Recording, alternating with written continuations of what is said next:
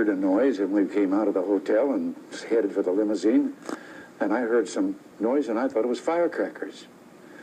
And the next thing I knew, one of the Secret Service agents behind me just seized me here by the waist and plunged me head first into the limo. I landed on the seat, and the seat divider was down, and then he dived in on top of me, which is part of their procedure to make sure that I'm covered. Well, as it turned out later, the shot that got me caromed off the side of the limousine and hit me while I was diving into the car. And it hit me back here under the arm, and then hit a rib, and that's what caused an extreme pain.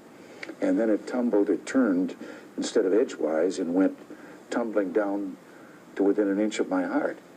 But when I got in the car, I hadn't felt anything. He landed on top of me, and then the pain, which now I know came from the bullet hitting that rib, that terrific pain. And I said, "Jerry, get off. I think you've broken a rib of mine."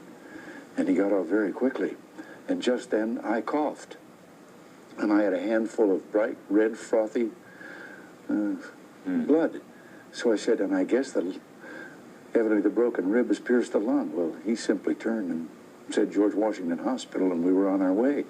But, and all the way I used up my handkerchief, and then I used up his. But when I got to the emergency entrance, I got out of the car and walked in, and a nurse met me, and I told her I was having a little trouble breathing, and what I thought it was. And the next thing I knew, then when my knees began to turn to rubber, and I wound up on a gurney, and I was wearing a suit like this for the first time I'd ever worn it. It was brand new, and they were taking scissors and cutting it off of me. And you were thinking, what did they do?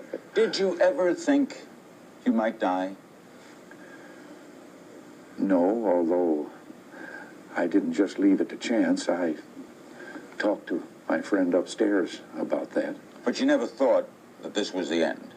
No. Because some people in that situation, in a trauma situation, think it's over.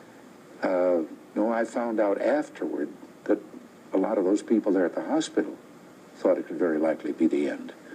They said that I was very near going into a state of shock. And I had also lost more than half the blood in my body. And so that, but... Were you angry?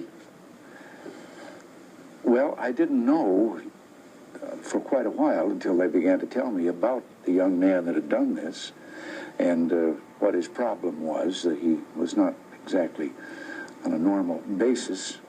And so then I added him to my prayers, that prayers for myself, that, well, if I wanted healing for myself, maybe he should have some healing for himself. The Pope forgave the man who shot him. You forgive John Hinckley? Yes.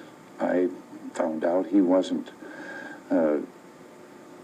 thinking on all levels, on all cylinders. Yeah. Bill Casey, the late Bill Casey.